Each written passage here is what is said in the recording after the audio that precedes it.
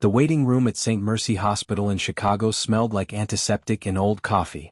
The fluorescent lights above buzzed with a low, steady hum that seemed to grow louder the longer you sat beneath them. At 6 years old, Caleb and Cora Bennett had never noticed the smell before. They noticed it now. They sat side by side on a row of hard plastic chairs, their small legs dangling above the linoleum floor. Cora had her knees pressed together and her hands folded in her lap, the way their mother had taught her to sit when she was scared and trying not to show it. Caleb was gripping the armrest with both hands, his knuckles pale, his auburn curls pressed flat against his forehead from where a nurse had pulled off his winter hat to check if he was hurt. He was not hurt. Their mother was. The details came back in fragments every time Cora blinked. The sound of the other car hitting them. The way the windshield seemed to go white. Their mother's hand reaching back for them from the front seat, the coral red fabric of her sleeve bright in the sudden chaos, and then the hands of strangers pulling them away from the car while their mother stayed inside, very still, her auburn hair falling across her face. A kind nurse named Patricia had brought them juice boxes and a box of crayons and told them that their mom was going to see some very important doctors and that someone needed to sign a paper. A guardian. A family member. Someone responsible for Pearl Bennett. "Is there someone we can call for you?" Patricia had asked, crouching down to their level with a clipboard. Cora had shaken her head. Their grandmother lived in Portland and did not own a cell phone. Their uncle was deployed overseas. There was no one in Chicago who was theirs. Patricia had left the clipboard and their mother's phone on the chair beside them and gone to attend to something urgent, promising to return in 5 minutes. 5 minutes had stretched into 20. Caleb picked up the phone. He knew the passcode because their mother had taught them both in case of emergencies, and this was the clearest emergency he had ever experienced. He pressed the 4 numbers in, his small finger trembling only slightly. "We have to find someone," he said. "There's no one," Cora said. "There has to be." He scrolled through the contacts. Most names he recognized. Mrs. Alvarez, the neighbor. Aunt Patricia from Portland, which was not the same Patricia as the nurse. A dentist. A plumber. He kept scrolling. Then, Dr. That was all. No full name. Just 2 letters. The contact had no photo. It sat near the top because the phone had sorted by last contact, and someone had called Dr. 3 weeks ago. "Who is Dr.?" Cora asked, reading over his shoulder. "I don't know," Caleb said. He looked at the clipboard. He looked at the form that needed a signature. He looked at the hallway where their mother had disappeared behind 2 swinging doors. But somebody has to sign the paper. He pressed the green call button before he could think about it any further. The phone rang 3 times. Then a voice answered. It was low and careful, the kind of voice that did not waste words. "Who is this?" Caleb swallowed. "My name is Caleb Bennett. I'm 6. My mom is Pearl and she got in a car accident and she's in surgery and the nurse says someone has to sign the paper and there's no one here to sign it. We found your number in her phone. You're the only person we don't know." There was a silence on the other end. A long one. Then the voice said very quietly, "Where are you?" "St. Mercy Hospital," Cora said, leaning in toward the phone. "Please hurry. She needs help. We need help. Can you come, Dad?" The words slipped out before she understood she had said it. Neither of them knew why she said it. Maybe it was the voice. Maybe it was the waiting room and the buzzing lights and the antiseptic smell and the sheer terror of needing someone, anyone, to be a steady thing in the middle of all this. Another silence. Then, "I'm on my way." Dante Romano had been in the middle of a board call with 3 of his senior partners when the unknown number came through. He had almost let it ring. He had, in fact, muted the call once, watching the screen blink. Something made him unmute it. He still could not explain what. He left the board call without a word of explanation. His assistant, Marco, exchanged a look with the 2 other men in the room and said nothing. Marco Santoro had learned, in 11 years of working beside Dante, that when Dante Romano moved quickly and quietly, you moved with him or you waited.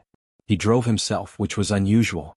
The Romano estate sat in the northern suburbs of Chicago, 40 minutes from St. Mercy on a clear day. He made it in 26. He did not think about the speed. He thought about the voice. Small. Controlled in the way that only happens when a child has decided they are going to be brave no matter what. And then the other one. That one word had gone through him like a cold wire. He was not a father. He had never been a father.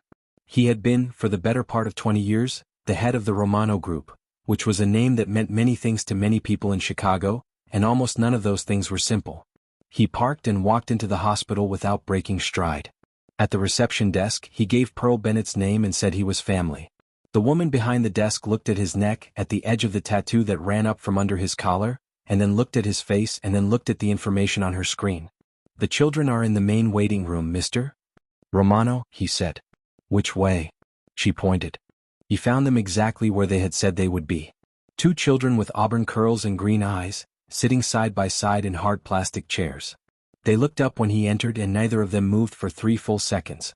Then the boy, Caleb, stood up very carefully as if his legs were not entirely sure about the decision, and held out the clipboard. "You have to sign this," Caleb said. "The doctor needs a guardian signature before they can do the surgery." "The other surgery. There are 2 parts." Dante took the clipboard. He read the form. It was a standard surgical consent document, comprehensive and thorough, with all the standard legal language about risks and options. Pearl Bennett's name was printed at the top. Her date of birth put her at 32. He signed his name at the bottom. His handwriting was very clear and very still. He set the clipboard on the nurse's station counter and then turned back to the children. The girl, Cora, was watching him with the same careful green eyes as her brother. "You came," she said. It was not a question. It sounded more like she was taking stock of a fact that she had not been entirely certain would be a fact. "I said I would," Dante replied. He took a seat across from them because crouching in a hospital waiting room was not something he was willing to do, but he also did not want to tower over 2 6-year-olds who had just spent an hour alone. He folded his hands on his knees. "How long has your mother been in surgery?" he asked. 1 hour and 40 minutes, Caleb said. The nurse said it would take a while. "She has a broken rib and something happened to her spleen." "She will be all right," Dante said. He said it the way he said everything that he fully intended to make true. Cora tilted her head. "How do you know?" "Because I am going to make certain of it." He paused. "Do you know who I am?" Caleb shook his head. "My name is Dante Romano. Your mother and I, we know each other from work." "Are you her boss?" Cora asked. "No. A business contact." He considered how to explain the rest and decided not to. Not tonight. Not with 2 small, tired children who had already carried more than enough. Cora studied him for a long moment. Then she said in a voice that was perfectly matter-of-fact, "You don't look like any of her other contacts." "No," he agreed. "I don't imagine I do." She nodded, apparently satisfied with this answer, and looked at the swinging doors at the end of the hall. Caleb leaned sideways until his shoulder rested against Dante's arm. It was a small motion, automatic, the way a tired child finds the nearest solid thing. Dante looked down at the boy's auburn curls and did not move away. He stayed. The surgery lasted 4 more hours. By 9 in the evening, Caleb had fallen asleep sideways across 2 chairs with his jacket folded under his cheek, and Cora was fighting sleep with the focused determination of a child who had decided that someone in the family needed to remain awake. Dante spoke with a hospital administrator and arranged for the twins to be moved to a private family suite on the 3rd floor, a room with a pull-out sofa and a television and a window that looked out onto the city lights. The administrator looked at his card and his name and confirmed the room without further questions. He carried Caleb. The boy did not stir. Cora walked beside him with her small hand wrapped around 2 of his fingers, not gripping, just resting there, as if she had decided this was where her hand was going to be for the time being. He settled both children on the sofa, covered them with the folded blankets from the closet, turned the television to a nature documentary at low volume, and sat in the chair beside the window. His phone had 17 missed calls. He replied to Marco's text with 2 words, "Family situation." Marco would understand that this meant, "Do not escalate, do not send anyone, handle what can be handled without me." At 10:30, the door opened and Rosa Moretti walked in wearing her maroon knit cardigan and carrying a canvas bag that smelled of fresh bread and chamomile tea. She had driven from her apartment in Lincoln Park, which was 40 minutes away, because Dante had called her and said only that there were 2 children who needed someone warm nearby. Rosa had asked no questions. This was one of the things Dante relied on most about her. She set the bag on the small table, took in the sleeping twins, set her hands on her hips, and turned to her nephew with the expression of a woman who had raised 3 children of her own and was perfectly prepared to raise 2 more. "Who are they?" she said, keeping her voice low. "Their names are Caleb and Cora Bennett. Their mother is in surgery. She is going to be fine." He said it again the same way he had said it to Cora. "I signed the consent form." Rosa looked at the twins for another long moment. Then she crossed to the sofa, tucked the blanket more firmly around Caleb's shoulder, and smoothed a curl away from Cora's forehead with one gentle thumb. "Their mother," Rosa said, returning to her chair and pouring tea from the thermos in her bag. "Who is she to you?" A contractor. She worked the design documentation on the hotel renovation project on Michigan Avenue. 3 weeks ago briefly. One of my people must have added her to my contacts for the duration of the project and never removed it. Rosa nodded slowly. And yet you drove here in the middle of the night. 2 children called me. There was no one else. She handed him a cup of tea and said nothing more for a while. The documentary murmured. The city lights shifted. Cora made a small sound in her sleep and Caleb's arm moved to find her, and both of them settled again. Rosa watched them and smiled. It was a quiet, private smile, the kind that belonged to people who understood that some moments did not need to be narrated. They called you Dad, she said finally. Dante looked at his tea. They did. What did you say? I said I was on my way. Rosa was quiet for a moment. Then she said, that was the right thing. At 1 a.m, Dr. Gwen Torres came to the family suite herself rather than sending a nurse. She was a compact woman in her mid-40s with careful eyes and a calm manner that belonged entirely to someone who had delivered both terrible and wonderful news for a very long time. Ms. Bennett is out of surgery, Dr. Torres said. She did very well. The spleen repair was successful and the rib fractures are stable. She'll need 4 to 6 weeks of recovery, but her prognosis is excellent. Dante set down his cup. When can she have visitors? Tomorrow morning, Dr. Torres said. For now she needs rest. He thanked the doctor and let her leave, and then he sat back in his chair and looked at the 2 sleeping children and felt something he did not have a precise word for settle somewhere in his chest. Pearl Bennett woke to sunlight coming through a gap in hospital curtains and the distant sound of a cardiac monitor in another room. Her first thoughts were of the twins. She said their names before she was fully conscious, and a nurse leaning in the doorway said, Your children are safe. They slept well. They're on their way up. She pressed herself upright and then stopped because everything in her midsection registered a firm, layered objection. She breathed through it. She was wearing a hospital gown and there was an 4 in the back of her left hand and the room was quiet and bright. Safe. They were safe. The door opened. Cora came first, moving with the careful speed of a child trying very hard not to run in a hospital. Caleb was half a step behind her. They both stopped at the bed rail and looked at their mother with green eyes that were slightly too wide and slightly too bright. You're awake, Caleb said. I am. Pearl reached for both of them and the 4-line pulled and she did not care at all. She held them carefully, one arm around each and pressed her face between their auburn curls and breathed. We called someone, Cora said into her shoulder. From your phone. He signed the paper. Pearl went still. She had noticed, even in the fog of first waking, that the children had not come alone. She had seen the shape of a man through the glass of the door, standing in the hallway, and she had understood in a distant way that he was waiting to see whether he would be invited in. She had been trying to remember whether she recognized the shape. She did.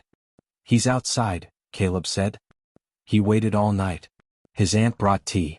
Pearl looked at the door. Then at her children. Then at the door again. She said, Tell him he can come in. Dante Romano was, in person, exactly as she remembered him from the one project meeting she had attended in his Michigan Avenue building 3 weeks ago. Tall. Broad across the shoulders. Olive skin and silver-streaked black hair cut close at the sides. The tattoos that ran up both forearms and disappeared under his cuffs. The ones she'd noticed then and tried to look past. He was wearing a charcoal suit that should have looked absurd at 8 in the morning in a hospital room and somehow did not.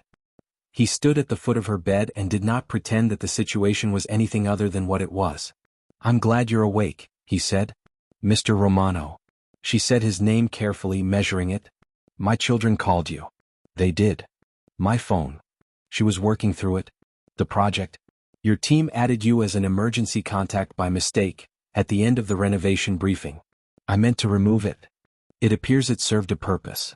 She looked at her hands for a moment. The 4-line. The hospital bracelet with her name printed on it in neat block letters. Then she looked up at him. You signed the consent form for my surgery. Yes. You stayed the night. There was nowhere else for your children to go. Pearl felt the tightness in her chest that had nothing to do with the rib fractures. She was not naive. She knew who Dante Romano was. Not the specifics, not the details, but the shape of it. The name. The Romano Group. The way people in Chicago said it with a particular careful flatness.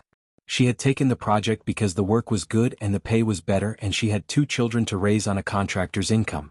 I know who you are, she said. He did not look away. I know. And you still came. 2 children called me in an empty waiting room, he said very quietly. Yes. I still came. She looked at Caleb and Cora, who were standing beside the bed with the satisfied expressions of people who had made an excellent decision and were pleased to have it confirmed. Then she looked back at Dante Romano. Thank you, she said. For signing the form. For staying. She paused. For coming. He nodded once in that contained way he had. Rest. We can discuss the rest later. What rest? She asked. What comes next? He said. When you are ready. The hospital kept Pearl for 3 days. By the second afternoon, the practical reality of her situation had arranged itself in front of her with the patience of a problem that intended to be addressed.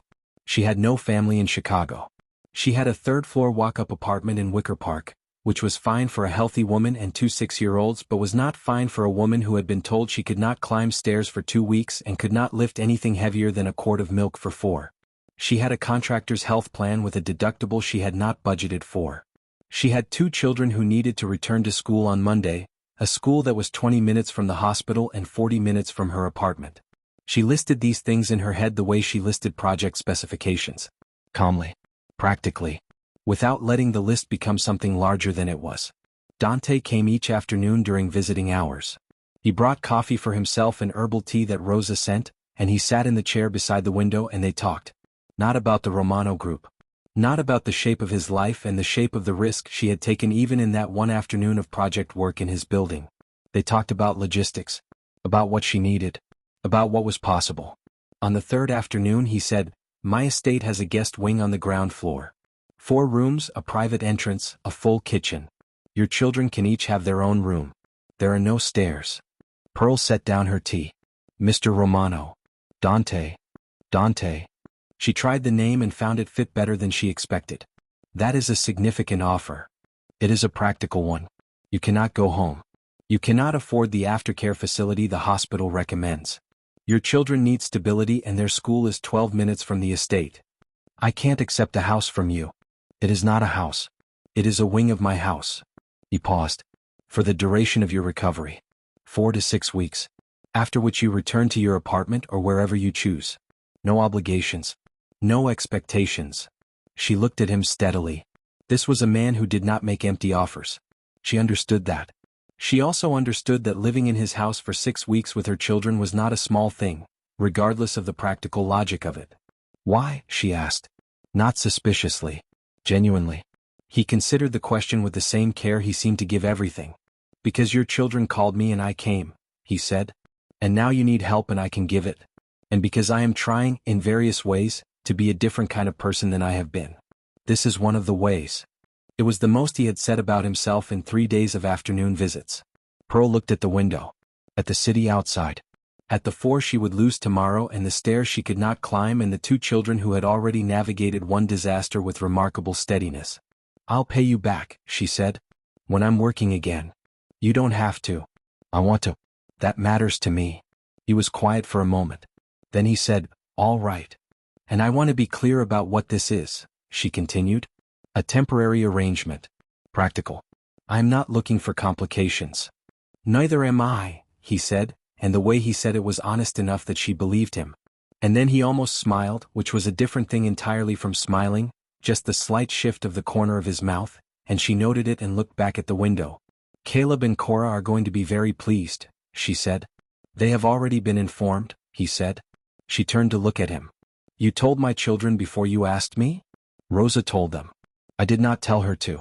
She made what she described as a reasonable assumption.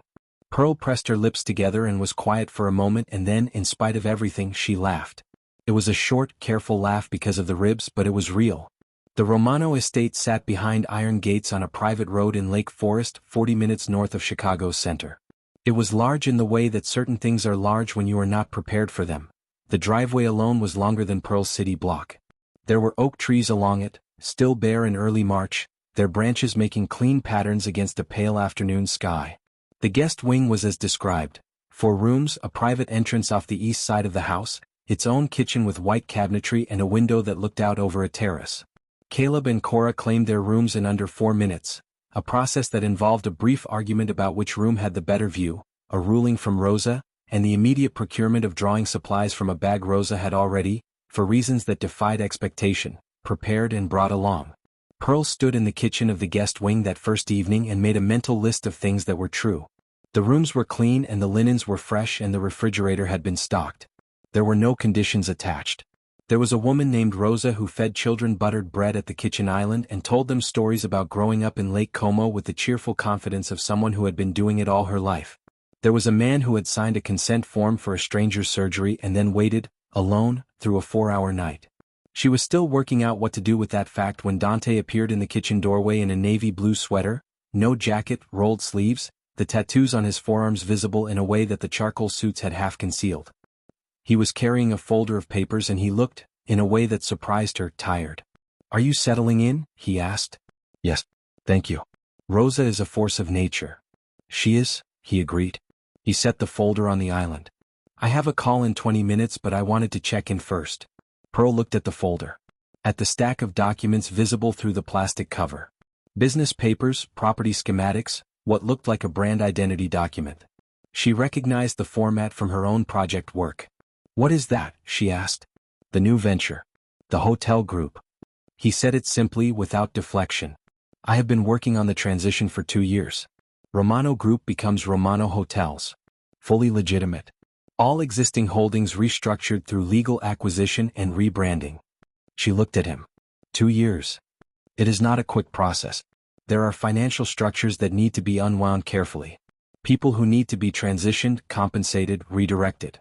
Legal frameworks to be put in place. He paused. And individuals who do not want it to happen. Within your organization. Yes.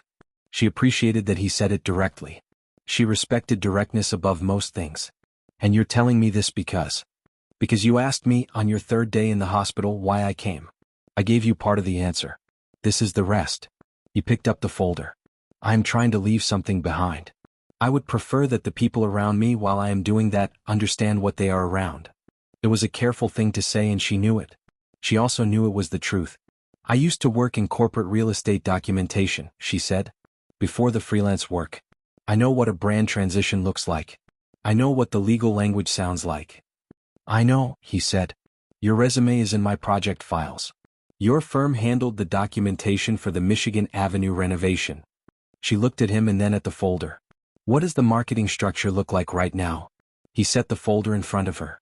"See for yourself." Rosa appeared in the doorway with a plate of bread and the specific expression of a woman who had been listening from the hallway and was very pleased with what she had heard. "Sit down, both of you," Rosa said. "Eat something. The calls can wait 10 minutes. Neither of them argued. Pearl pulled out a stool and opened the folder, and Dante sat across from her, and for 20 minutes they talked about brand positioning and property asset lists and the legal timeline for the Romano Hotel's launch, and when he finally left for his call, she sat with the folder spread across the counter and felt, for the first time in 4 days, like herself. Nico Ferrara had served as Dante Romano's consigliere for 9 years, which was long enough to believe that he understood the Romano Group better than Dante did. He was a sharp-faced man in his late 40s with a way of watching rooms and people that suggested he was always calculating how much he was owed. He did not approve of the hotel transition. He had made this clear through channels a dozen times in 2 years. The Romano Group was profitable. The Romano Group was functional. The Romano Group did not need a rebrand, a legitimate portfolio, or new marketing directors. It needed, in Nico's assessment, to remain exactly what it was. Pearl had been at the estate for 11 days when Nico arrived unannounced on a Tuesday afternoon. She was working at the desk in the guest wing sitting room, reviewing the marketing timeline documents Dante had given her, when Rosa knocked softly on the door and said, "There is a man in the front hall asking to speak with you privately. He says his name is Ferrara and that it concerns Mr. Romano's business." Pearl should have said no. She understood later that this was what she should have done. But she had spent 11 days observing Dante's world with the careful attention she brought to every project, and she had begun to understand its structure, and she wanted, more than she had expected, to understand it fully. She went to the front hall.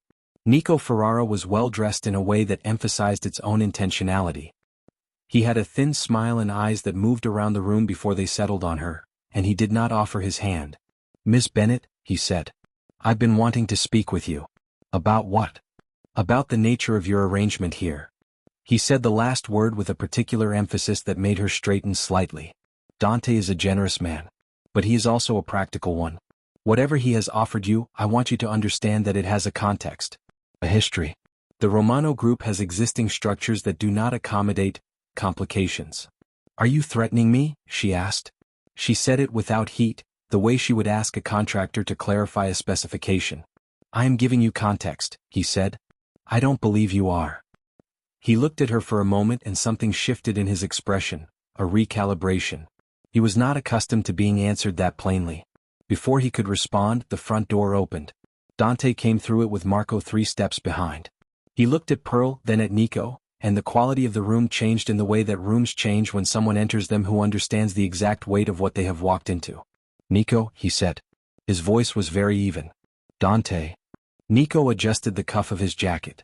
I came to discuss the Q2 projections. You came unannounced to my home to speak privately with my guest. He did not raise his voice. He did not need to.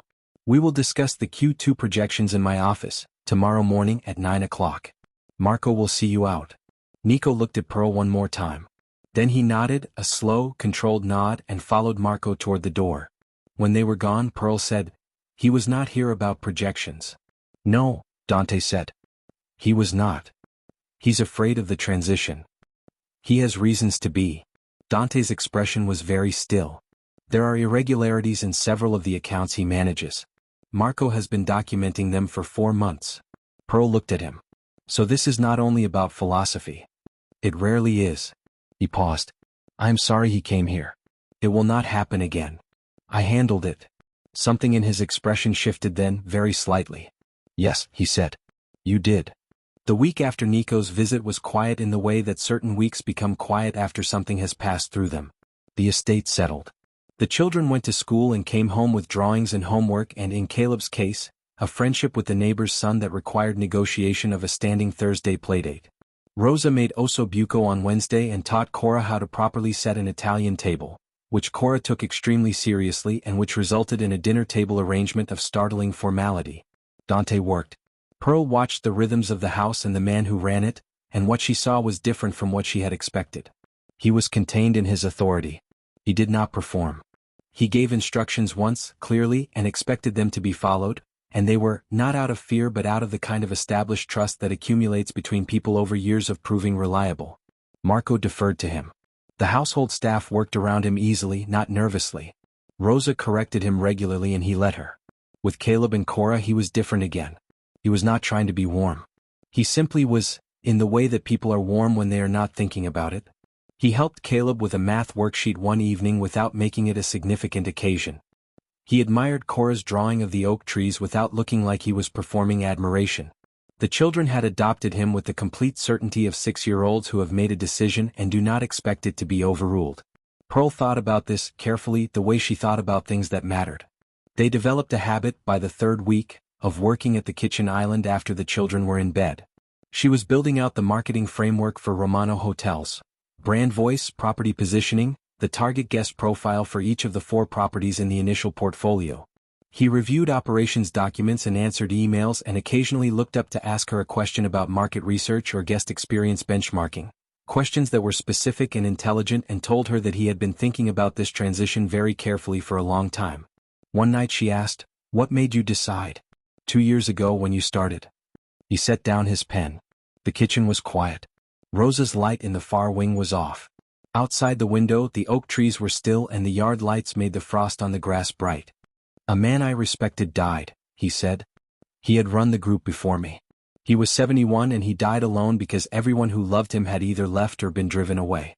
His entire life had been the organization. There was nothing else." He was quiet for a moment. "I did not want that. And so you chose hotels." "I chose legitimate." The corner of his mouth moved. "Hotels came later. They made strategic sense. The real estate holdings were already there. The renovation work on Michigan Avenue was step 2 of the transition.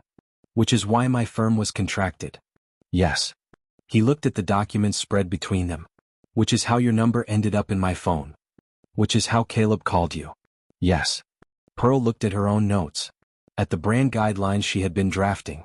At the name at the top, Romano Hotels. She thought about chains of events and how they arranged themselves into something that felt, from the inside, less like accident and more like a kind of gravity.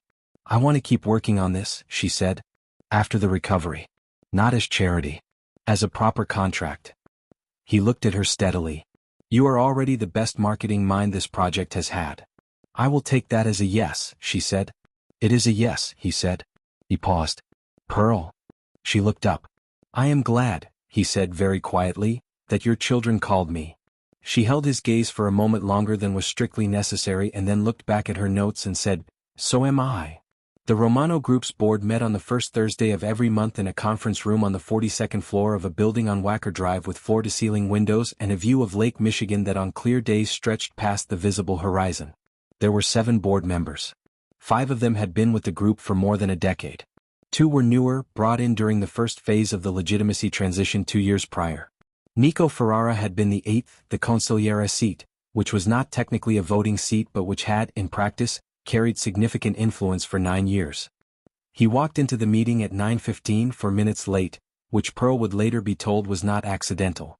Nico did not arrive late by accident. He arrived late when he wanted to make an entrance and early when he wanted to control a room. On this particular morning, he had miscalculated which approach the situation required. Marco Santoro was already at the head of the table. Beside him was a forensic accounts analyst named Dr. Patricia Walsh, who had spent 11 weeks reviewing 4 years of Ferrara-managed accounts and who had produced a report that ran to 112 pages and whose executive summary required 7 minutes to read aloud. Marco read it aloud. Nico sat very still for the duration of the reading. He was good at stillness when the situation required it. His face showed very little. But the members to his left and right both shifted, very slightly, away from him as the reading continued, in the unconscious way of people who are recalibrating their proximity to a problem. The irregularities documented were specific. Funds rerouted over an 18-month period from 3 transition accounts to an offshore holding structure registered to a corporation that traced back, through 2 intermediary entities, to Nico Ferrara's brother-in-law in Naples. The amounts were not small. The methodology was sophisticated enough to suggest that Nico had understood the transition was coming and had begun hedging against it well in advance. When Marco finished reading, Dante spoke. He had not spoken yet. He had sat at the far end of the table in a charcoal suit with a sapphire tie and let Marco and Dr. Walsh carry the documentation. The recommendation, Dante said, is a formal removal from the advisory role, full repayment of the diverted funds as a condition of the legal settlement that our council has already drafted, and a mutual agreement of non-disclosure. He paused. This is not a punishment. This is a conclusion. Nico looked at him for a long moment. You've been building this for months. Yes. The girl. The contractor. She's a distraction. That's all she is. A soft thing that's made you soft. Dante said nothing. He let the silence do its work. The board voted. 6 of the 6 voting members raised their hands in favor of the removal resolution. Nico's hand remained on the table. Marco escorted him out. There was no raised voice. There was no scene. There was the sound of the elevator arriving and departing, and then the conference room was quieter and cleaner and the morning light through the lake windows was very clear. Dante spent the rest of the meeting presenting the Romano Hotel's launch plan. 4 properties. The Michigan Avenue flagship, fully renovated. A boutique property in the West Loop. A historic building acquisition in Lincoln Park. A resort property in Wisconsin acquired 6 months prior. The board approved the launch plan unanimously.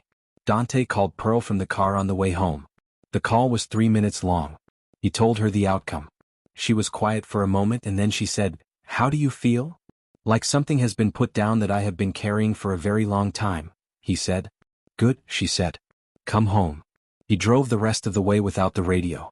3 months after Pearl Bennett was carried into St. Mercy Hospital on a Tuesday evening in early March, Romano Hotels opened its flagship property on Michigan Avenue with a soft launch for press and partners on a Saturday morning in late June. The lobby was everything the design team had imagined when they renovated it, which Pearl now knew intimately because she had reviewed the documentation 3 times from different angles. Once as a contractor, once as a skeptic, and once as someone who had accepted that she cared how it turned out. High ceilings, pale stone floors, large windows that let the Michigan Avenue light come through without filter. The brand identity ran through every surface in a way that was present without being insistent. Romano Hotels, in cream and deep navy, with the small gold compass rose detail she had proposed in week 4 of her contract work and which Dante had approved without revision. She wore cobalt blue that morning, a fitted dress with 3/4 sleeves, her auburn hair loose. Dr. Torres had cleared her 6 weeks ago. She had been back in her own apartment for a month and working full-time on the Romano Hotel's account for 3 weeks, with a contract that was legitimate and fair and that she had reviewed with her own lawyer before signing. The launch was attended by 43 people from the press and business communities of Chicago. Caleb and Cora had been brought by Rosa, who wore her best maroon blazer and who managed the twins with the serene competence of a woman who considered them already hers. Pearl was reviewing the schedule with the events coordinator near the lobby fountain when Dante appeared at her elbow. He had a glass of sparkling water in each hand and he offered her one without comment. She took it. "The journalist from the Tribune is going to ask about the Romano Group history," she said. "I know. Marco has the prepared statement. It's good. Honest without being exhaustive. You wrote it. You approved it." She looked at the room. At the people moving through it. At the morning light. "This is going to work," she said. It was not a question. "Yes," he said. "It is." Caleb appeared at their side, slightly out of breath, with a canopy in each hand and the expression of a child who has been told not to run and has achieved the exact maximum speed that technically does not qualify as running. "The fountain turns on," he announced. "Rosa says we can watch it." "Then we should watch it," Dante said. The four of them walked to the center of the lobby, where the fountain basin was set into the pale stone floor, a clean circular form with a low surround. Rosa was already there with Cora, who was standing on tiptoe to see the mechanism below the water surface. The fountain came on. The water moved in a clear, bright arc. Cora said with complete satisfaction, "It's beautiful." Caleb ate his second canopy. Dante looked at Pearl. She was watching the fountain with her children, her cobalt blue dress bright in the morning light, and the look on her face was the one she wore when something had resolved itself cleanly, when all the threads had been properly closed and the project made sense. He reached into his jacket pocket. The box was small and the ring inside it was a round-cut diamond set in platinum with a thin row of sapphires along the band, because he had noticed, 3 weeks into her recovery, that she never wore gold jewelry. He had noticed a great many things over the past 3 months, in the way that people notice things about people they are paying attention to. The color she wore on days when she felt strong. The way she listened before she spoke, which was a quality he recognized and respected absolutely. The way she was with her children, with Rosa, with him. Consistent, direct, open in proportion to earn trust. He had carried the box for 10 days. He had been waiting for the moment that felt right, which he now understood meant a moment that felt true rather than planned. This was the moment. He said quietly, "Pearl?" She turned. He was already holding the box open. The ring caught the lobby light, the diamond clear and the sapphires a deep, still blue. She looked at the ring. Then at his face. Then at Caleb and Cora, who had both gone very still in the way of children who understand that something important is happening and who are trying very hard not to disrupt it. "You planned this at the lobby fountain," she said. "I carried this for 10 days, he said. The fountain was Rosa's suggestion. Rosa, from several steps away, said with tremendous dignity, "I suggested the fountain was a nice spot. I suggested nothing else." Pearl looked at the ring for another moment and then she looked at Dante Romano, who had answered a phone call from 2 small frightened children in an empty waiting room and had driven across a city in the middle of the night and had signed his name on a line that changed everything that came after. Who had told her the truth about his life at the first reasonable opportunity. Who had chosen 2 years before she ever appeared in his building, to try to become someone different. "Yes," she said. He put the ring on her finger. "Fit." Caleb said, "Does this mean we can call you Dad now for real?" Dante looked at both children, his expression something that was not quite composed, the kind of slight undone quality that only appears in people when something catches them completely off guard in the best possible way. "Yes," he said. "It does." Cora wrapped her arms around his waist before he finished the sentence. Caleb followed one step behind, slightly more dignified about it, but only slightly. Rosa produced a handkerchief from her maroon blazer pocket and applied it to her eyes with the efficiency of a woman who had prepared for this exact eventuality.